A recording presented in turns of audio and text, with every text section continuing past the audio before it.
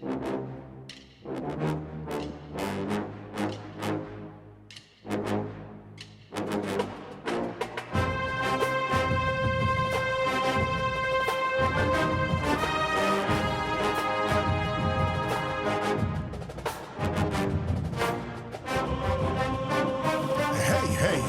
here we go.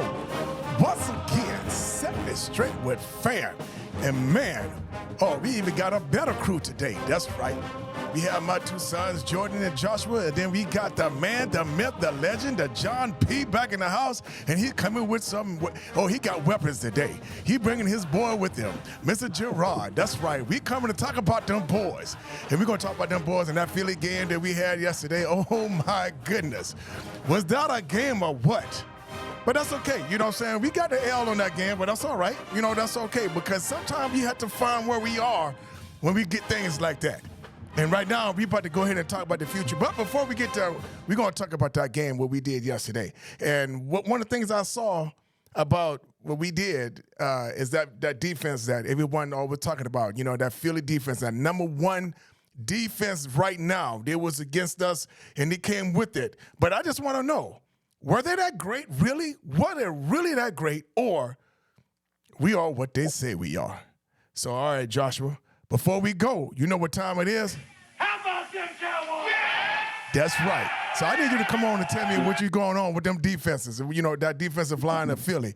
Are they that great, or, you know, we are what they say we are? Come on, talk to me. I would say yes and no. So basically, they are a pretty stout defensive line. I mean, it's very apparent that even when one goes down, even like your Hassan Riddicks and Brandon Graham's, like you're still going to have an onslaught of defensive tackles, right? And for the majority of the part, Tyron Smith and Tyler Smith, they did really good, right? Mm-hmm. So, I mean, I think they took advantage of and Zach Martin.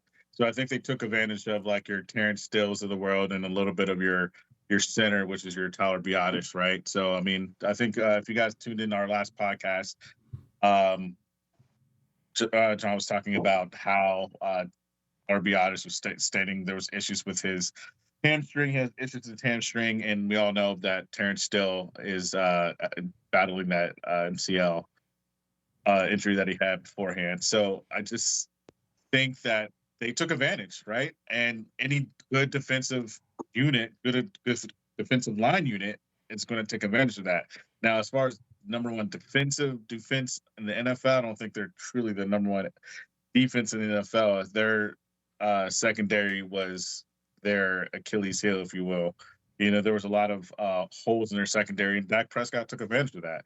You know, and I think that was good for the Cowboys. But as far as their defensive line goes, I mean, they are what they said everybody said they were, and they were stout. They held Tony Pollard to like 51 yards, and Dak Prescott had to use his legs a lot because they were crashing in on that. So I don't know. What about you, Jordan? I'm gonna say no. Honestly, I feel like outside of Terrence Still, we just take Terrence Still and remove him from the game, or pretend like that didn't happen.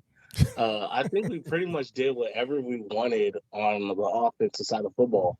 Like I know we talked about this ad nauseum, Josh, about their D-line versus our O-line, and their D-line being so stout because they have so many bodies. But I did not feel their presence really until the last drive of the game, where I really thought, okay, they made a big impact there and they capitalized on it. But other than that, like I think Dak being able to go downfield with the ball with CD. I feel like they left a lot of plays out on the field as well. Like there's a lot of plays that could have been made that weren't made because we're the Cowboys. We tend to, drop passes like Gallup dropped earlier in the first half. But yeah, like I don't even think, because you said that they held Tony Pollard. What's his name? Pollard to 51 yards, but he only had 12 carries, and I feel like they kind of got away from the run.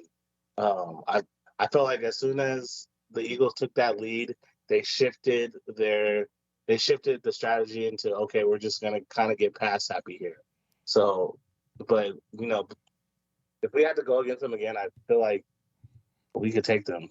I don't know. We came really short, like inches short. I don't feel that defense at all. You don't feel that defense at all? I mean, like nothing? I don't feel that defense at all. Really? Me personally. Wow. All right, Gerard, come on, tell me. What do you think? When you saw this game, when you saw that defense against our offensive line, do you saw a complete takeover that they brought or what? Talk to me. Yeah. So, I mean, our division, we know defensive line is, it's a tough battle every week that we have, whether it's playing Washington, Giants, Philly, but Philly's got those dudes. They do. I mean, there's a reason why, they're pulling in Jalen Carter, they got Jordan Davis. They got some studs on the defensive line. Their front seven is tough. And you really have to measure the success of a team when you look at the full game. So you look at 80 plays or whatever the offense has for the game. And you have to be able to, okay, yeah, we got beat on 4 or 5 plays. Those are the most notable because those will have the biggest impact. But then you look at Tyron Smith, who's had, he had 57 pass block attempts yesterday and 0 pressures. I mean, there's nothing, you can't ask any more for him than that. So I think as a whole, yes, their front seven is scary. And I think that does validate what people were saying about them. But I think that, like they said, the secondary is their Achilles heel. And we took advantage of it. I mean, 374 yards for Dak. So I feel confident when we come back to Dallas in 4 weeks. I feel confident that we can win that game. It's just a matter of executing. I think it's the biggest thing. I hear you, man, but that right side is something scary, and I don't know, John. I mean, that right side seemed a little scary to me. You what you saw? Tell me. Yeah, you'd think that you would make some in-game adjustments when you see that. I mean, even before that last drive, you saw it constantly caving in that side, and you would think it's like, all right, let's move a tight end to that side. Let's do something to give a little bit of help to that side. I mean, you would even think Dak would maybe make some changes at the line to put some people over there to say, hey, listen, I'm getting tired of getting hit from this side. I need an extra second. And this is like the most important play of the game. Maybe I should leave somebody in and help block on that side. But I mean, it's easy for us to say because we're sitting here on, doing the typical Monday morning quarterback stuff and in the heat of the moment. But I can tell you, if you'd have told me when we were meeting on Friday that, hey, listen, with 27 seconds left in the game, we're going to be sitting at the 6-yard line, 1st and goal to win the game, I was like, I'll take it. I'll absolutely take that situation. So regardless of all the penalties, regardless of, we came out flat in the 3rd quarter and kind of let them get, not only take control, really take control of the game, 2 straight possessions, but I'm not scared of them. I mean, we know them, they know us, but I'm not like terrified like I am of San Francisco. I don't want to play San Francisco again. The Eagles, I feel like, you know what? If we have to play them 3 times, I think we can beat them 2 out of 3. I really do. And I mean, I think if you were in the Philly locker room last night, they were feeling pretty relieved because they knew they were on the ropes. I mean, they were tired. Their defense was really tired in that 4th quarter. They'd been on the field the entire 4th quarter. I mean, they were trying to run the clock out. They made a couple of bonehead penalties, which set us up nicely. And we were about to steal that thing with 27 seconds left, and it just didn't work out. So there's lots of reasons throughout the game that it didn't work out. But as far as their defense, I don't really care what they're ranked. I mean, we've had them on the ropes yesterday and just couldn't close the deal because you couldn't make a couple of plays throughout the game that probably would have turned it in your favor. Yeah. I totally agree. Go ahead, Jordan. I was going to say to John's point too, I think that also that penalty that T. Smith got, the guard, I think that kind of helped the defense out, get their win and get ready, to put pressure on still. on that next play. So I totally agree. At the time, I thought it was not necessarily a bad thing. It's like, all right, it gives you more, more room to work with. You basically got 20 yards of field to work with instead of 10. But I think you're right. I think it kind of it gave them it got them a little breather for a second because they were on the ropes, and then a sack and a penalty and another pressure or whatever, and next thing you know, it's ball game. Right. I was thinking that too. However, I was thinking we're about to get too far away from the end zone, though. You know what I'm saying? Because I'm sure they had those plays ready for those type of plays. I know they go through those type of plays, red zone plays, but I was like, okay, we about to get pushed outside of the red zone from penalties, and that's going to be scary. And even though they give, he found CD. Also, he found him on this side of the end zone, though.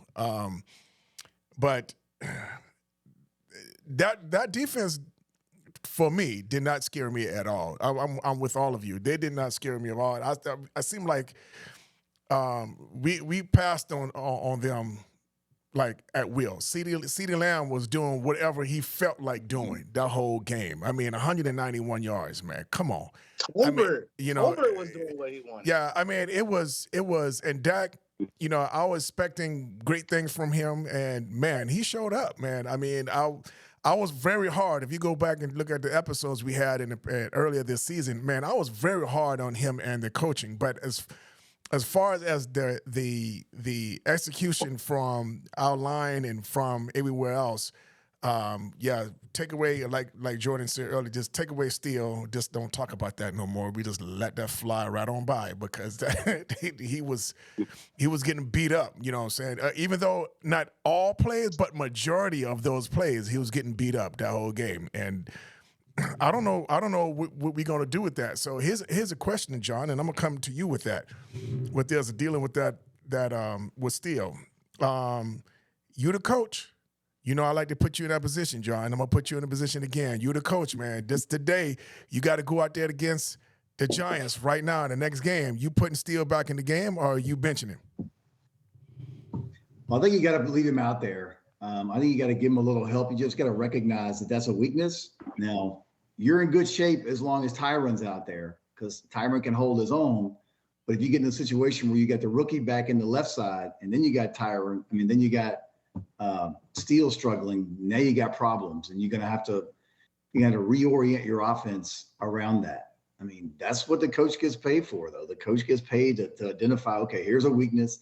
How do we still run our offense and make up for this? And I think when it comes to tackles, you have the ability to really help them a lot more so than you do the middle people. I think I said this last week. So, I mean, there's all kinds of ways you can help them.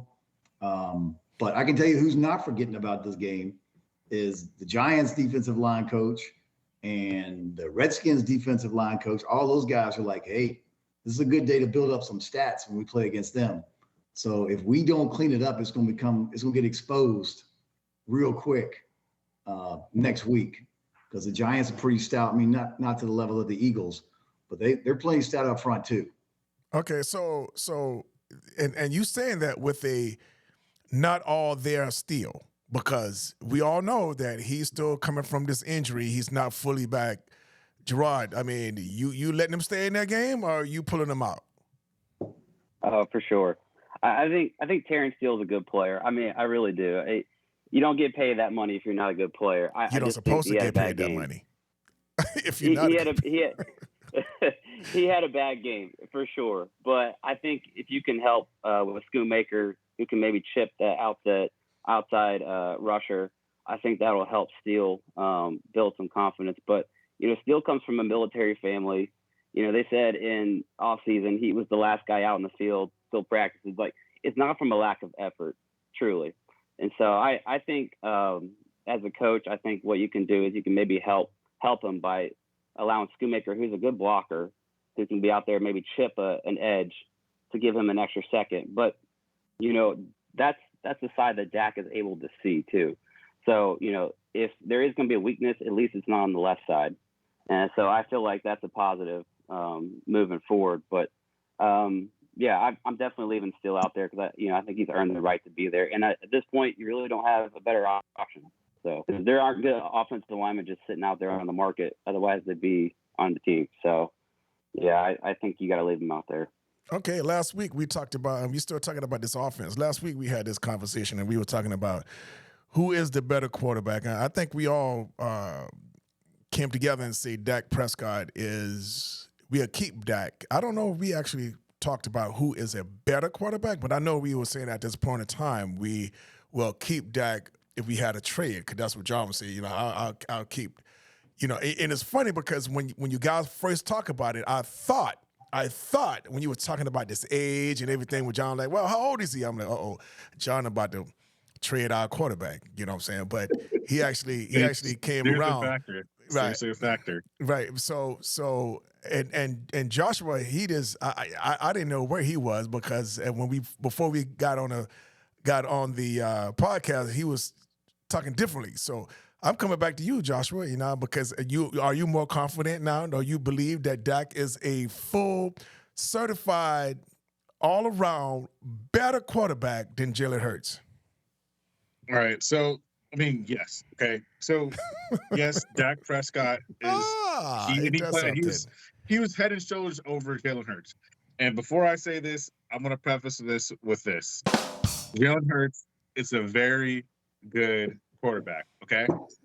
Now, does he get help from his O-line? Ladies and gentlemen, he came out with something positive from Dak Prescott. Does Jalen Hurts get help from his O-line, right? Yes. Does he have outstanding Hall of Fame wide receivers or a wide receiver in A.J. Brown? Yes. Does he have a super competent tight end? Yes. So he has a very stout offensive game plan and personnel around him. So he's going to be really, really good. Now, yes, Dak Prescott is doing, I mean, what he was doing and throwing more touchdowns with less, right? Now, I can't really gauge how good it is, because that secondary was a little on the lower end of the spectrum. What? As far as the Philadelphia Eagles goes, what? Right now, but I do have confidence that he is not going to be as, bad as I won't say bad, but as conservative as he was in the beginning, right? I do think it was the reason why he was conservative. I think we talked about this in the earlier podcast. It had to do with him learning a new offense, right? It had him the play calling, right? The play calling was a lot different. They're changing the play calling up. They're being a lot more successful now, right? They're depending on his arm. He's throwing in tight windows, and he's more confident in it, and you can see it day in and day out. So yes, I have more confidence in Dak Prescott moving forward than I did, let's say, last week. But it seems like he's getting better and better. But see, here's what. Okay, it was only a week from you were saying that. God, he said verbatim that their whole roster from top to bottom was better than ours. I know. Excluding the quarterback. I said excluding the quarterback. I don't recall you saying the exclusion, but okay. But what I'm saying is, you were saying that Dak wasn't as good because he didn't know the offense. Now, I guess it just in 1 week he learned a whole lot. You know what I'm saying? Because I was saying it was a coaching, play calling that was keeping us restricted, because that's what it was. And then even what even crazy is that when they asked McCarthy, what was the difference? Oh, we let Dak go. You know what I'm saying? We let him go. We let him open up. We open up the yeah. But my point is that you were saying it was Dak not being able to know the offense. He wasn't comfortable. I'm like, that doesn't. I don't think that has anything to do with it. I think it was a play call. I think so. I think it was a little. So the offense is there was a wholesale change in the offense. I don't care what anybody says. When you have a change in your running game coordinator, when you have a change in your wide receivers, all the O-line coaches, if you have a whole entire staff change, there's going to be huge change. It took them a couple of games to get up to snuff. Now, there's one thing I will say to this in this last game and the Chargers game, or excuse me, and the Chargers, the Rams, because that's 3 games that he's stacking in a row that there's a difference. And here's the difference: pre-snap motions, right? How many pre-snap motions were there this game as opposed to the first couple of games, right? Pre-snap motions are like one of those cheats those cheats that you can have on a test, right? To kind of give the quarterback an edge to see, hey, they're going to be in man coverage, they're going to be in zone coverage, right? Because if they're in zone coverage, Dak Prescott's going to pick you to death, right? Especially with the pre-snap motions, and he has more vertical passes as opposed to horizontal Okay, passes. so what you're right? saying, but so what you're saying is the first couple of games they didn't have any pre-snap motion or anything like that. That's what you're saying. They were the bottom. They were definitely in the Okay, bottom. so again, that just going right back to what I'm saying is it was the coaching. It was not him. It was the play calling. Partially. And partially. It was majority of it. Joshua, I mean Okay, Jordan, tell I'll me. say Okay, that. Jordan. I'll say Jordan. that it's a majority. Okay, Jordan, It's a majority come of it. talk to me, Jordan. All right, hold on. Come on, Jordan. What do you feel about that question, Jordan? I mean, I don't think you're ever gonna get a solid answer out of Josh. If we're just talking, especially in our offense, where I think our offense is pass heavy and we're pass based. If you ask Jalen Hurts to do what Dak does, I don't think he'll be able to do it at the level that Dak does. But I also think that, giving Jalen Hurts, some credit, I don't think that Dak would be comfortable in himself doing what Jalen Hurts has to do with the way he has to run. He runs a lot and runs out of the pocket a lot. So Yeah. I'll give Jalen Hurts that credit. Like, he has the edge over Dak in that. I'm not saying Dak. The thing is, Dak can do that, but I think Dak mentally chooses not to. So Because he don't I have just to. think- Because he don't have to. Jalen has to. That's what I believe. I think it helps Jalen out more than it does that. I don't think you said Jalen has to. It's kind of crazy. But, I see John. Line, I mean, Jalen Hurts. Look, let me tell you something. Jalen Hurts last game was making sandwiches. He was making sandwiches like that's how good his own line was. He was making sandwiches in the pocket and handing them out to his own line, and then throwing the ball. He was cooking up some steaks in there, and he doesn't have to go on the outside. Doing his ability to throw, yes, having more time, yeah, any quarterback with a lot of time. I mean, look at Purdy. Purdy was looking like he was the second coming of Tom Brady before his left tackle went out. So his pure ability to be a pocket quarterback and throw the football, which in today's you don't have to be a pocket quarterback per se, but you still need to have that ability first, to get that done.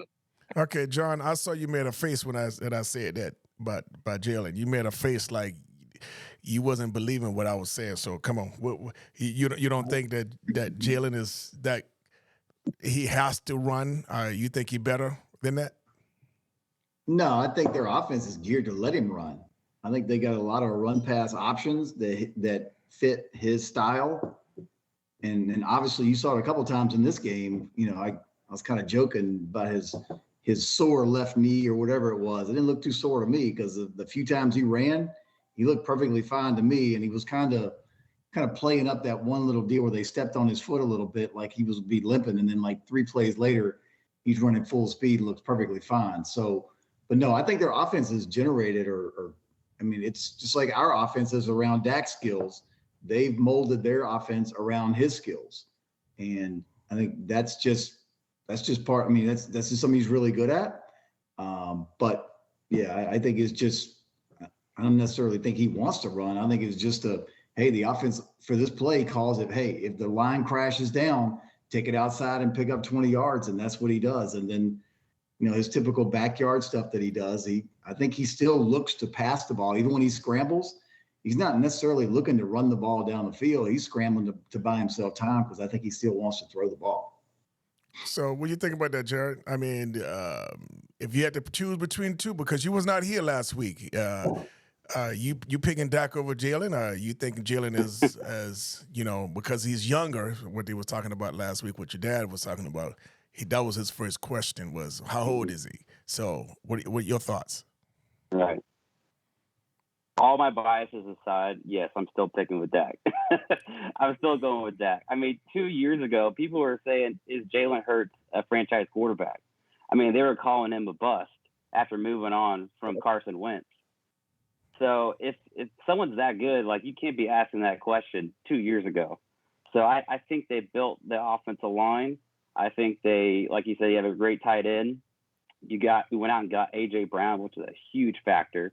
Now he's got some weapons. And then, like my dad said, they built the offense to make him succeed. And, last year, a lot of the quarterback draws or that type of thing, especially with the push now, they're styling their offense towards Jalen Hurts' strength. Pass for pass, I think Dak Prescott's more accurate. I think, like Josh said, he's got less to work with than Jalen, but still, as successful, if not more successful. I mean, Jalen Hurts has 11 turnovers this year, and he almost had a 12th one yesterday had he not recovered his own fumble. So, Prescott, he's had no turnovers the last 3 games. So I'm taking Prescott for sure. Wow, and that's good. You were talking about, you guys were talking about that they built their team around Jalen to make Jalen better. Based on what we do, building our team. Come on, Joshua. What are you thinking? Where we are with that? So breaking news, everyone. Dallas Cowboys are working out Martavius Bryant, right? So I think Jerry Jones heard your gripes and your cries, and he was like, you know what? I'm going to pick up the phone and I'm going to call us to get some offensive help. Wow. I'm gonna call the guy that we cut. So, exactly. Hey, I miss old Jerry. Yeah. I miss old Jerry. Yeah, and so I mean, it will help to build this team, but I understand.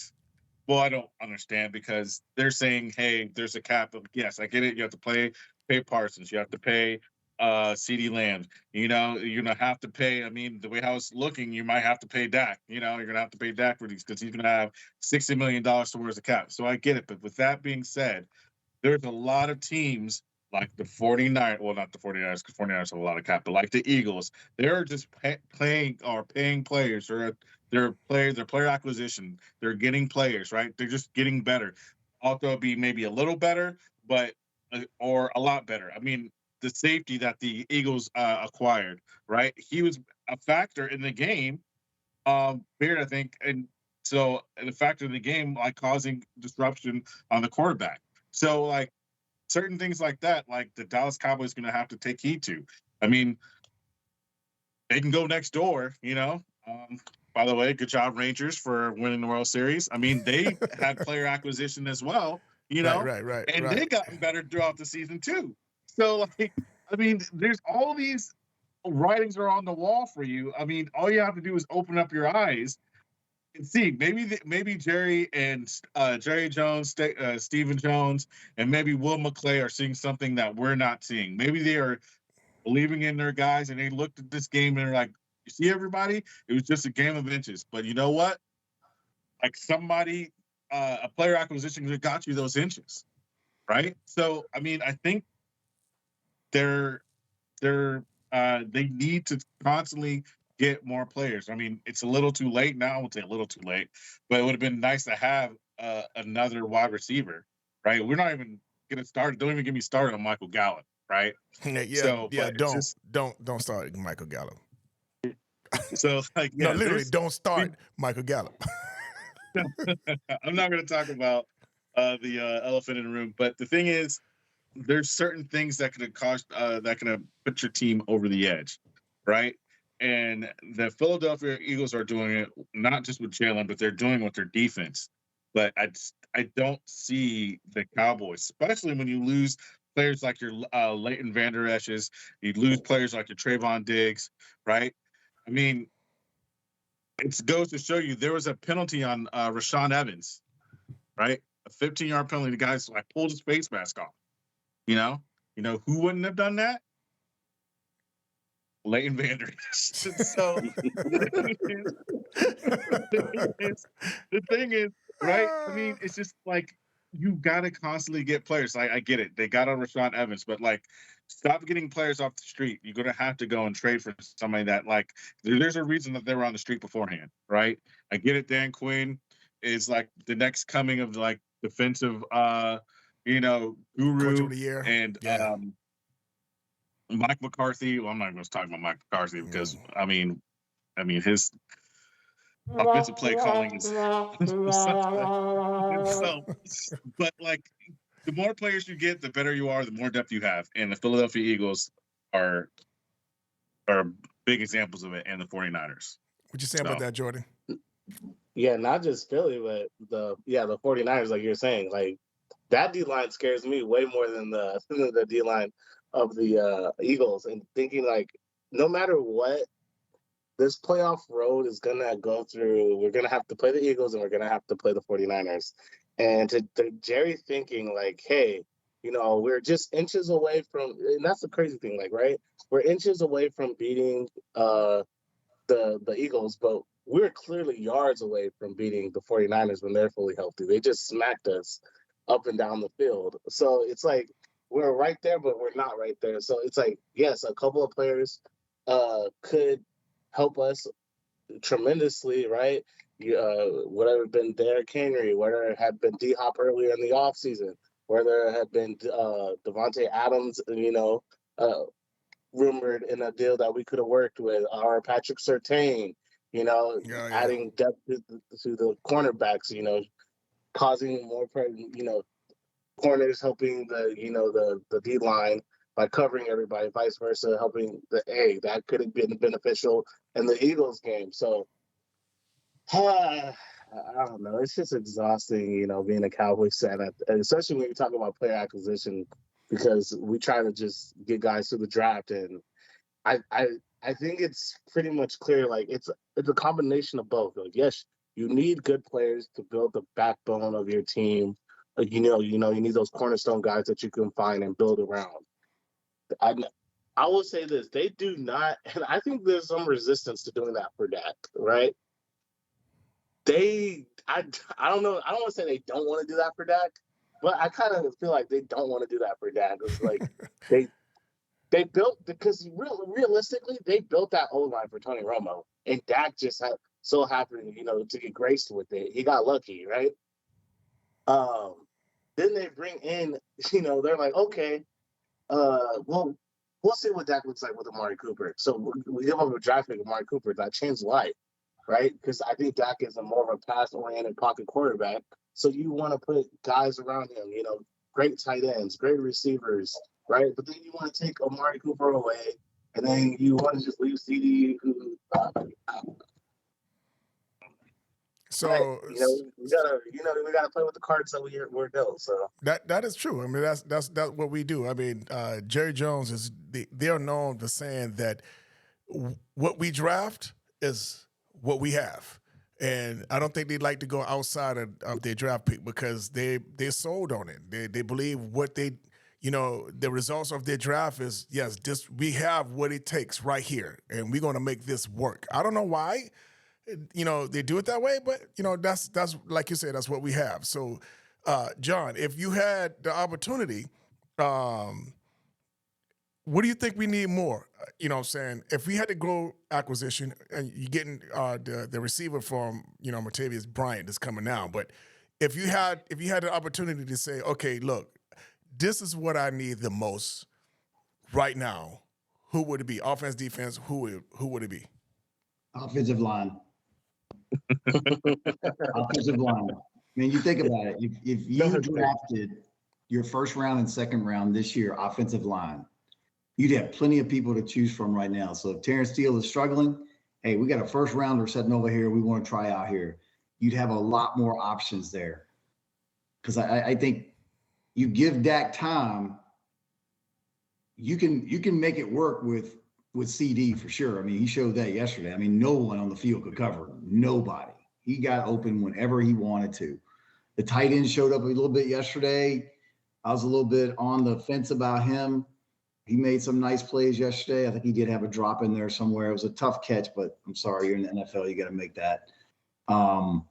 Your running game gets better with a stronger offensive line, so that takes some pressure off Dak. I mean, there's a lot of things that offensive line gives you. And I think just this draft, I wasn't crazy. I mean, I'm still not a Mozzie guy because I haven't seen him on the field. Like you're not a Mozzie Smith believer? I think I texted Chap last week and said, or in one game and said, hey, has he had one impactful play this year? I need one tackle for loss. Does he have a single one? I can't think of one if he has had. I don't even one. know how many snaps he had. Paying attention to it. But had you had a first round offensive lineman, I feel like you could have plugged him in there a couple of times this year and give him an opportunity, and he might still be on the field right now. So that's where I go. I think your receiver core is good enough. You got CD, you got a good strong tight end. I mean, Bergie. I just don't get Gallup though. I mean, yesterday it's No one third and does. something, and he's right at the first down marker. I mean, the ball, Dak could have just walked out and handed it to him. I mean, that's where he put it in his I hands. know, right? And he drops it. But then Yes. two very contested catches later on in the game. Right. He comes down with them like, yeah, I got this. Right. Hey, this is easy. So, but you know how it is with receivers. You want the That's guy the that catches every inconsistency ball. that gets you.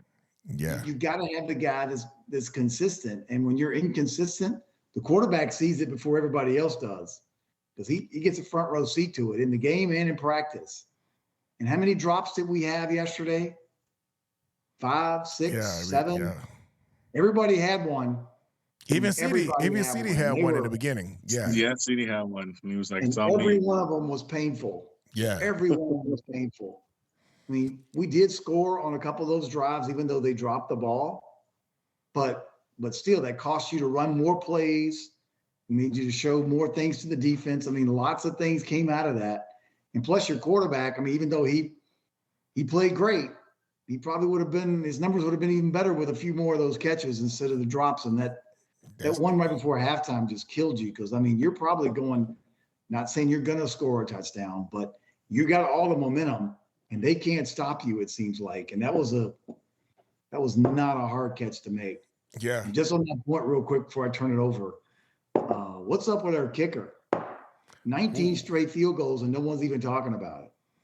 That boy's And off he the looks chains. That And boy's he off the looks like chains. he's just taking practice swings out there. I mean, he handles Oh. 50-yard field goals like, Right. "Oh, I guess I'll just go ahead and kick this field goal through here real quick." That boy So- is I he's good. I just wish he would do a little bit better on the kickoff. That's all I just wish. I mean, I know But I'm that's the not West him Lincoln though. of the That group. was Angle, right? No, that was Aubrey.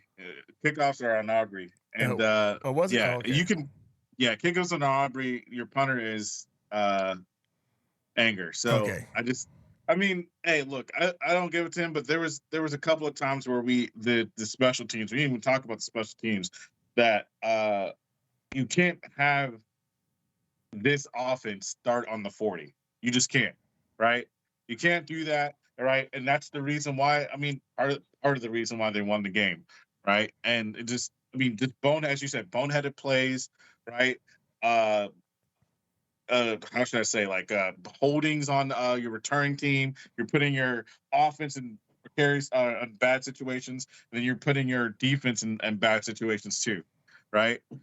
I mean, we're not even going to talk about Jordan Lewis, but we were going to talk about that's a sore spot for somebody. Yeah, but so the thing is, you got to be on your P's and Q's when it comes to this game. Like I mean, I would, like, as good as Dak Prescott played, I'm not giving him a perfect grade because he stepped out of bounds in the 2-point conversion, right?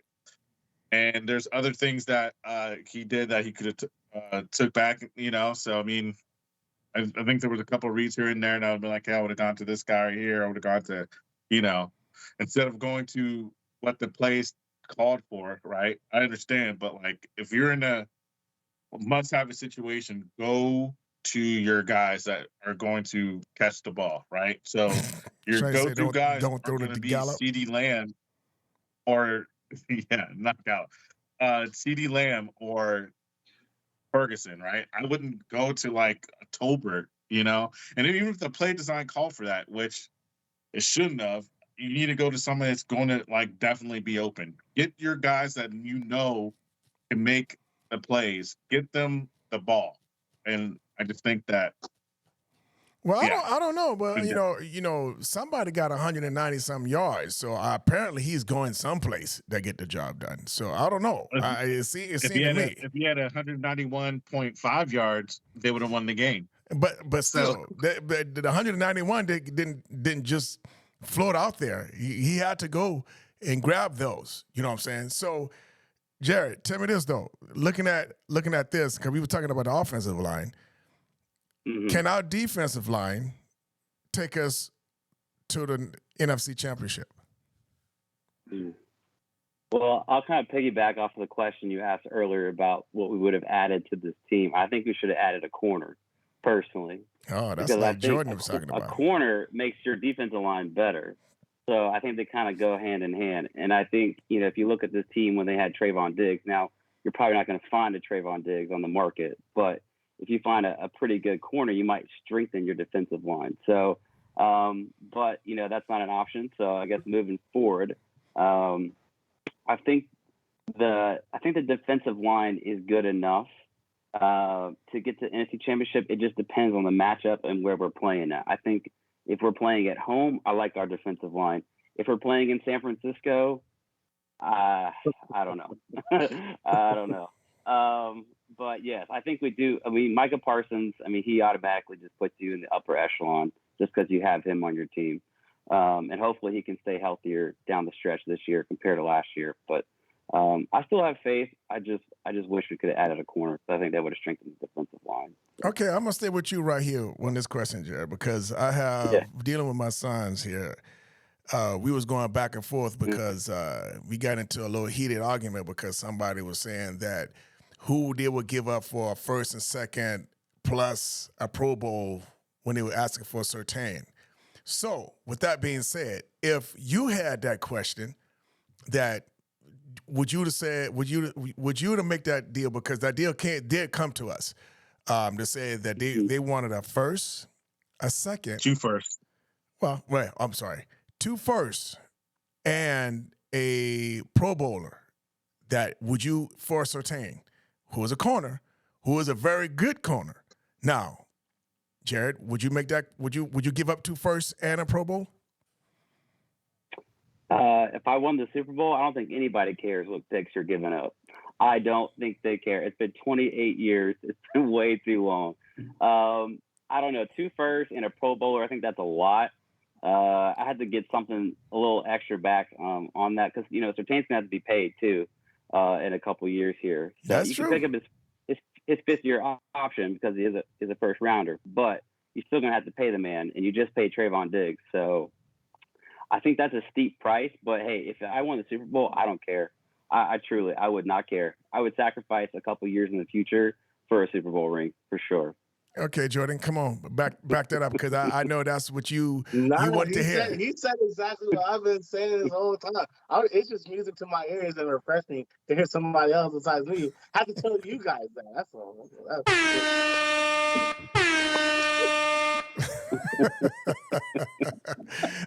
Yeah, I was not in a approval for that trade.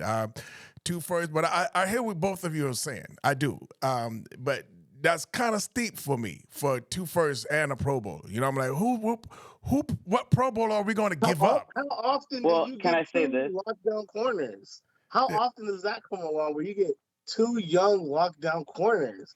That's Well, let me just say this too. If you give up 2 first-round picks, if you're winning the Super Bowl, they're more likely second-round picks. Most teams only have 18 to 19 first-round grades, and so that's kind of what we ran into the problem this past draft is because Mozzie Smith is basically a second-round pick because all the first-round picks were gone. So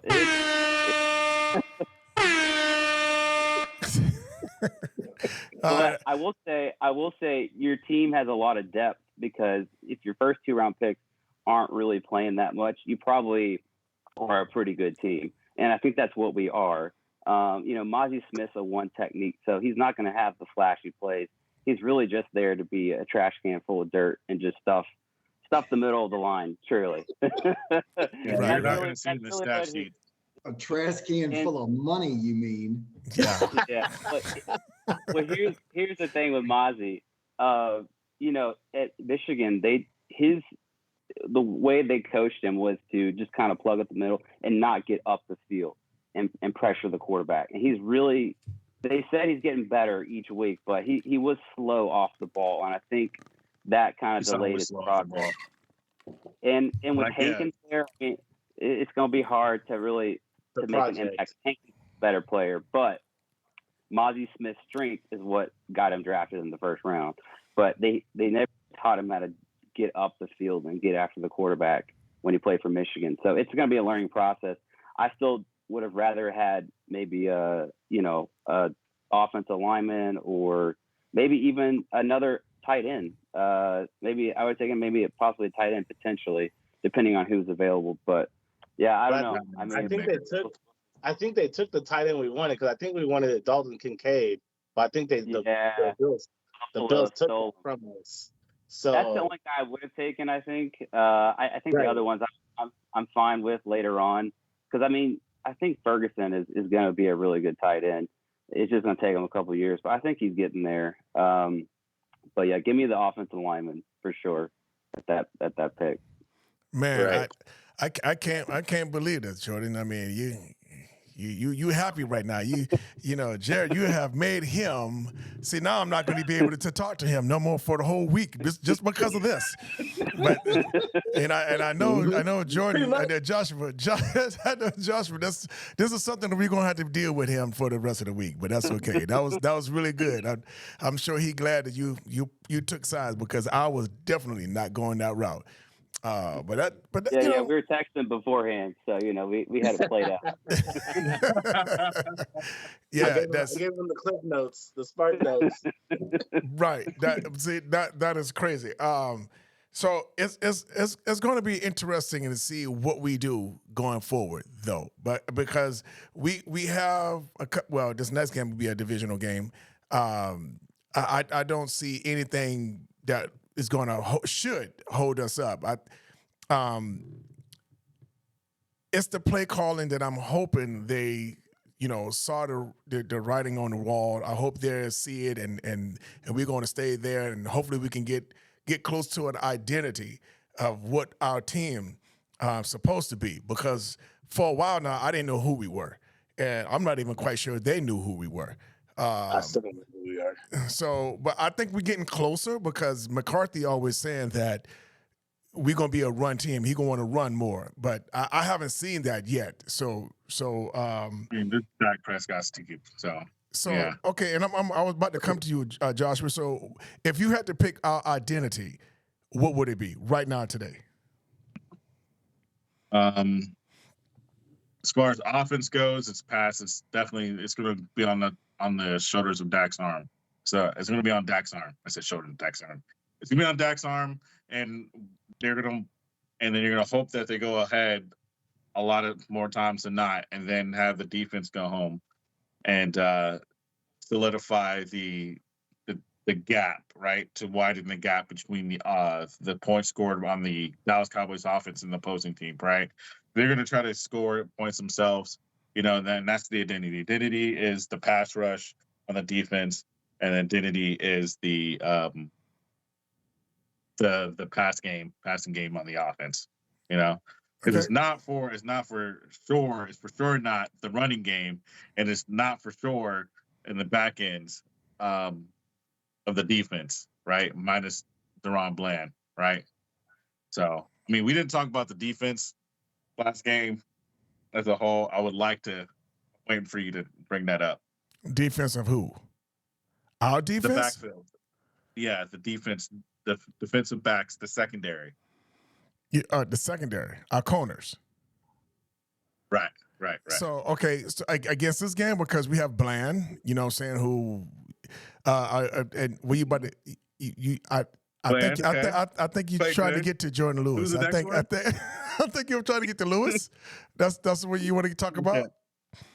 Yes, I want to. I mean, yes, Jordan Lewis, right? Jordan Lewis is not the same Jordan Lewis that we know. He's not a bad corner, but you can tell that they picked on him this game. They picked on him, right? Yes, Ron Bland had a touchdown that was scored on him, but that was like, I mean, there's nothing else you could do about that. Josh, you got to hold every corner to the same level. If you're gonna talk about people getting beat, you got to keep it real for every corner.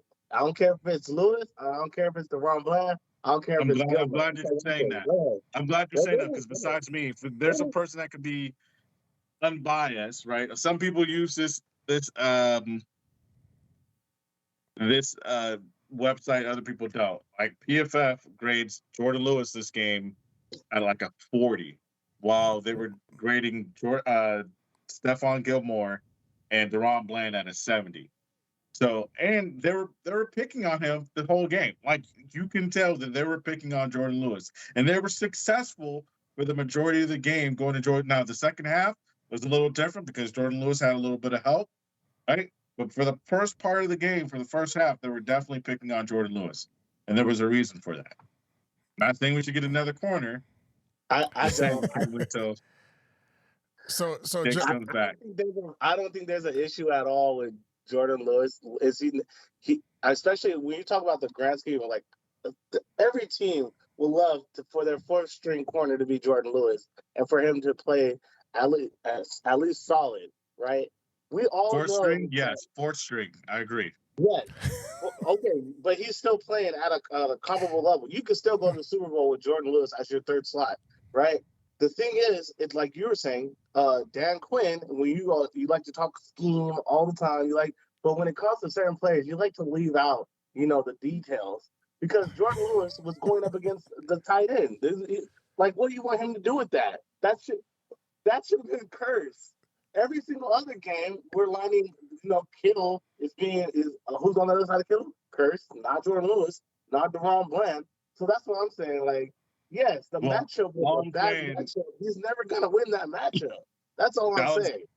Dallas Goedert was looking like Gronkowski. But then when you have a receiver, when you have somebody in his weight class, he does solid. Like he might get one over top every now and then, but he didn't give up a touchdown. All I'm saying is DaRon Bland gave up the touchdown to Smith and clearly left him too much room on the outside, and he caught the touchdown. But what happened? He learned from that.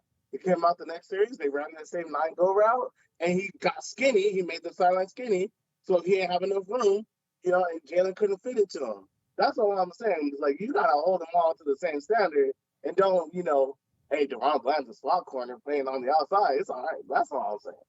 I mean, he's playing better. He's playing better on the outside than a lot of corners. He's still great at. He played fairly well this game. DaRon Bland played fairly well this game.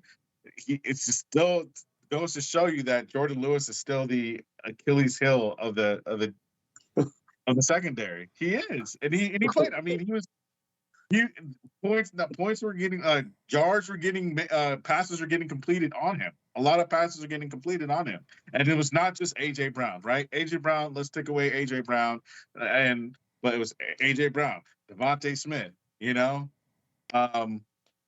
Joshua Bryant. I was going in there too. Look, I'm gonna need you. We're gonna have to sit down and rewatch the game because I think Jalen only threw for like 17 passes. So. And 15 were on Jordan Lewis. You're right. All 16 of them passes was all dang near on him. But 2 touchdowns was not on him. I know that for sure. Okay. I mean, you can't really do anything on the tush push. I mean, yeah, that's true. But check this out. John. That's the reason. That's the real reason the Eagles won. It was 1st and 8. Everything like Mr. John said our last podcast, it was 1st and 8 every single down. Right.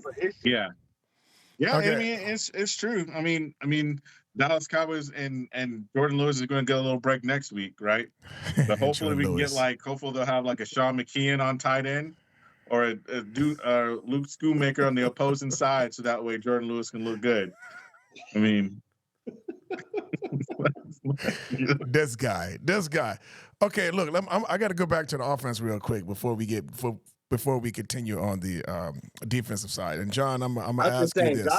Josh didn't have all this smoke for Deron Bland when we played the 49ers. That's all I'm saying.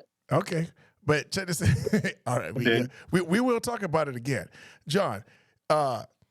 Our offense, and this we did not talk about, is our running back core right now, and who we have, and what we're doing with them. And do you see a problem in our running back scheme or the player? blocking.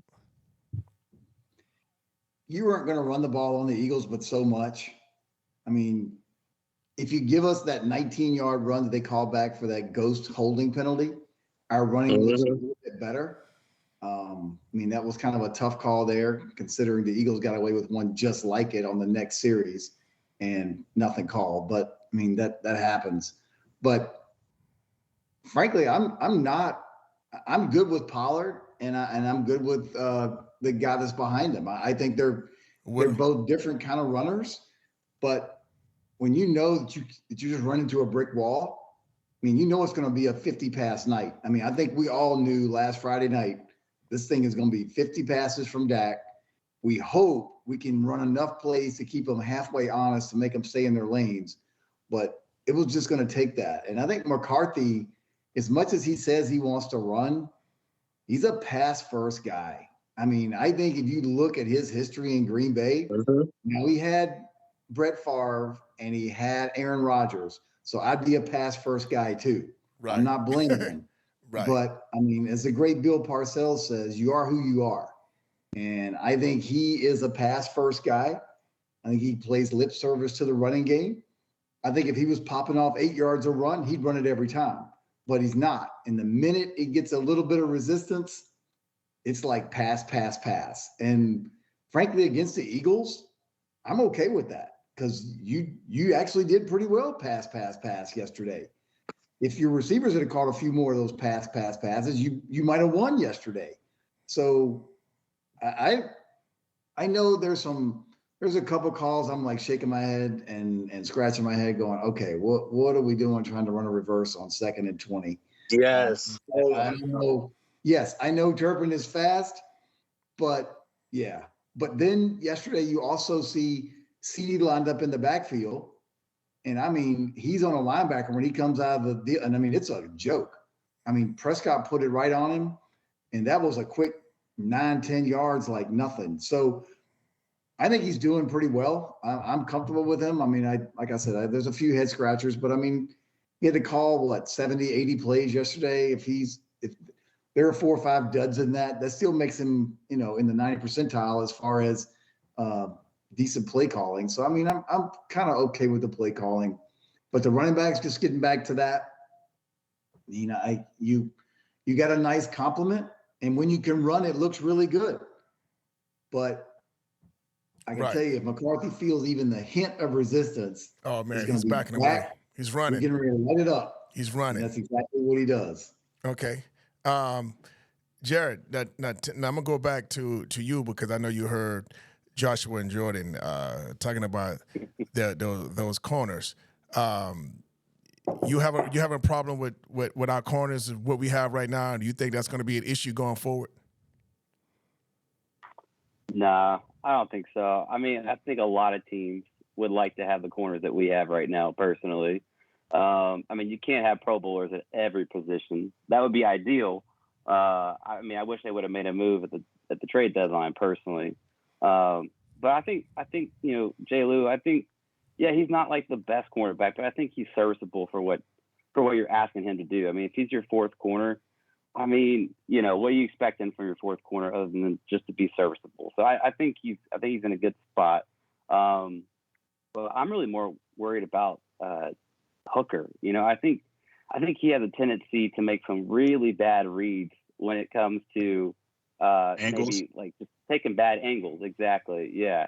So, I'm a little more concerned about him and maybe Wilson too. Wilson takes some bad angles. So, Joshua I'm said not that. too worried about the corner. The only thing I would be worried about Gilmore is that when they get him moving, especially across the field, a lot of receivers can separate from him because he's just not as fast as he used to be. And I think if teams start taking advantage of that, I would get a little worried about that. But, Dallas kind of put themselves in the hole yesterday because we were down, 17, I think 28 at one point. So, we couldn't run the ball, and that's when Philly started running the ball. So, I think where we're at, I think we're fine. But it's going to take an effort from the offense and the defense to play complementary, and then the special teams too, which we kind of hit on a little bit earlier. So. Okay, okay, Jordan, what you want to say to that? I'm waiting. No, I agree. I've been saying Malik Hooker's been looking suspect since the Giants game. Curse was on that list too, but Curse is he's pulled it together. So yeah, I think Wanye Thomas coming back too was also a great benefit and help to us. I like Wanye Thomas a lot. He's looking good this year. But I would normally say our Achilles heel on the defense is linebackers, but they've been pretty good this past 3 weeks. So I'm not even sure. Bell. Yeah, and Bell looks super undersized at linebacker. Like he looks like a corner playing linebacker. But he's a hybrid, yeah. Yeah, he's holding it together, he's holding it down. And I'm really confident, in my defense, and we just. Especially these next 3 games, I think we should win all 3 of these next games. And I think it's something they can build off of, maybe run some plays that you normally wouldn't run, get some guys in there who normally wouldn't get in, like maybe Amazi can get some more playing time, just to build more cohesion with the defense. But yeah, I think our defense is fine. Now, LVE, if he ever comes back, that's going to be a question mark. Do you even put him back in? Who? LVE. LVE. He's the glue.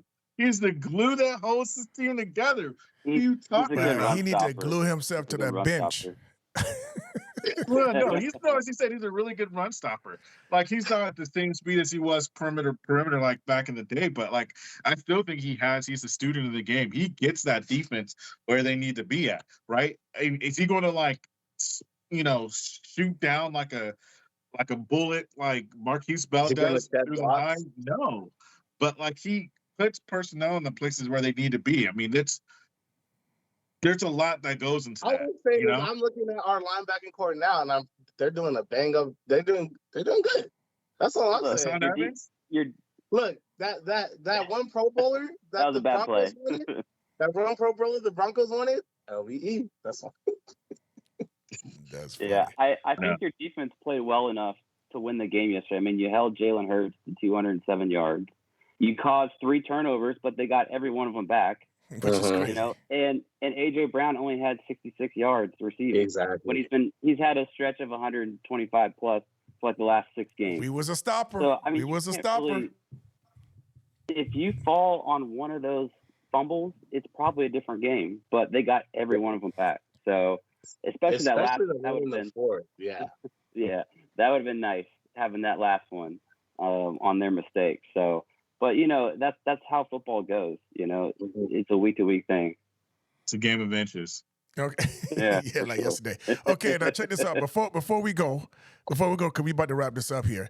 Now, I just want to go all the way around the table here and with a quick question and just ask, because this game with Philly, because Philly is supposed to be the number 1 team right now in the league. They're the baddest boys on the street right now. You know what I'm saying? And you know how they always say to beat a man, you got to beat the man. So based on, again, and we took an L yesterday, so based on our game yesterday, where do you see us finish this record? Going with you, John. Where do you see us? How do you see us finishing this record? Before you go, let me just give who's the opponents, okay?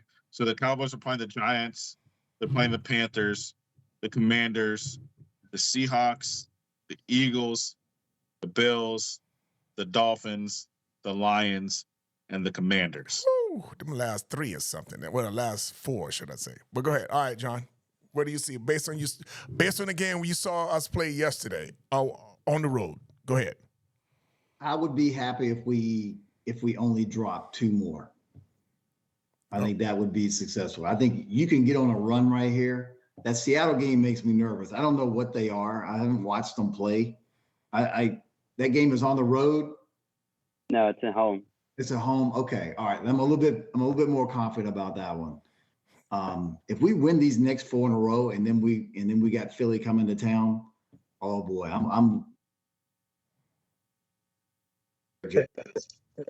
we think we're on a roll. I mean, they lost yesterday, but I know there are no such thing as more victories in a loss, because I know it's all about the winning.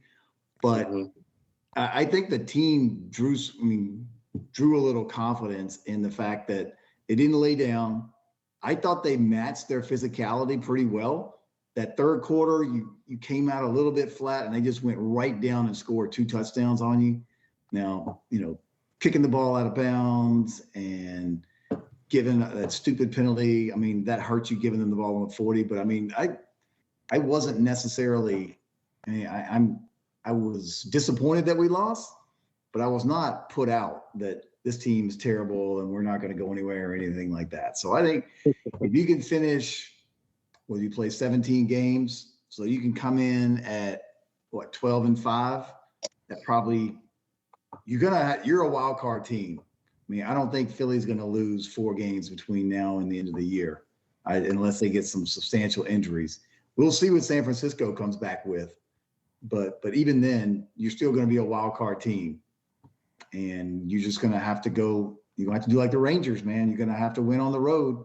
Right. Win all your road series, and that's how you're going to get to the Super Bowl. But we've seen teams go into the playoffs hot, and because they don't have those bye weeks, sometimes they get on a roll and just, without injuries, they just roll right through it. Whereas the teams with byes sometimes have a hard time flipping that switch back on. So that's what I'm holding out hope for. I'm taking that hopium. All right, cool. Jared, come on, tell me what you got.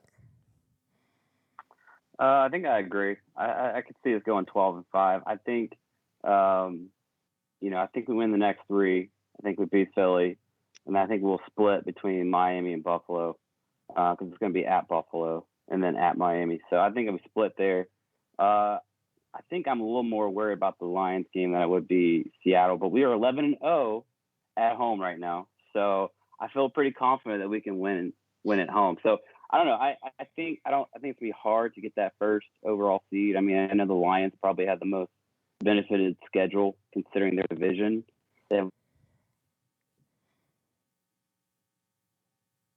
Might be crazy, but we'll see. But I think Philly with those injuries, I don't know. I could see losing some games, especially if we beat them. We get a game back. So I'll say 12-5. That's what I'll say. Be consistent with the last few years. All right. Okay. Sounds good to me. All right. Come on, Jordan. What you got?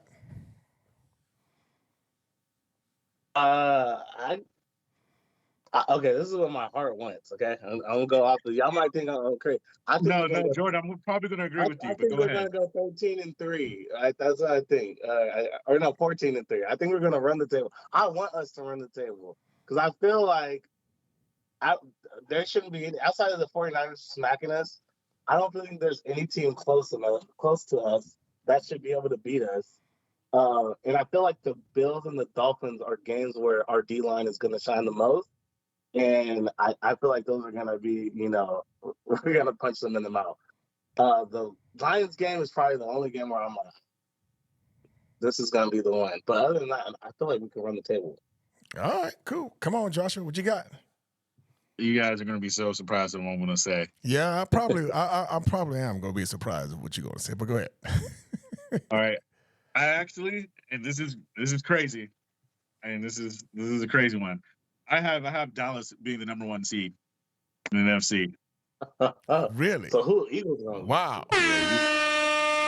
So, and it's not as far off as it's not as far off. If you're looking at Eagles opponents, right? They're playing Pat Mahomes, they're playing the Bills, right? They're playing the 49ers, right? So I do believe if they're going to play the Dallas Cowboys, right?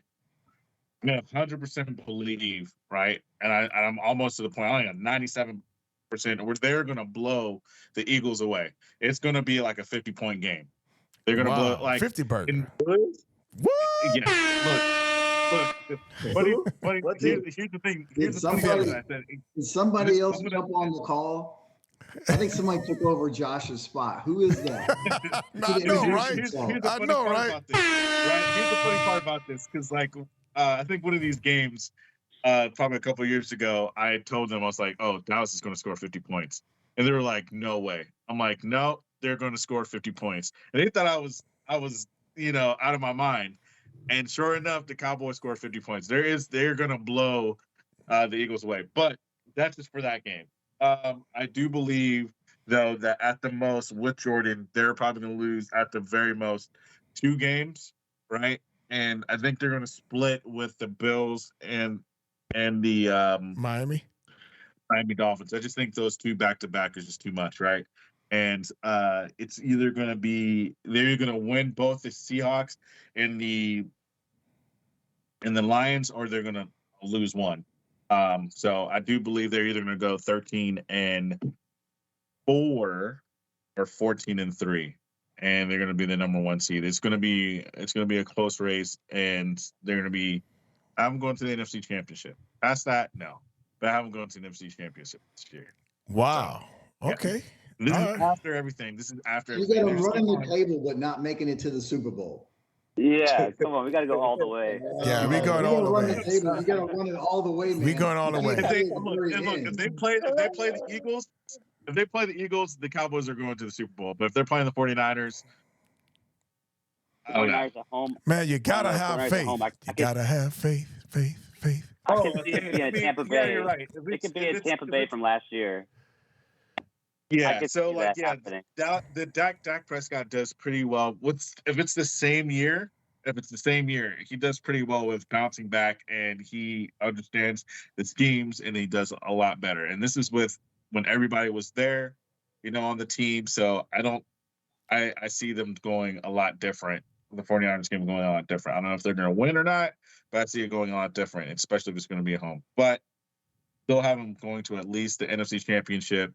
They're going to be the number 1 seed, and it's going to be weird, but there are ways to be the number 1 seed. Okay. All right. It's not over. Okay. You heard it here first, folks. But you know what, though? That is right. All the way through the Super Bowl. Exactly. And you know what's up. Yeah, that's right.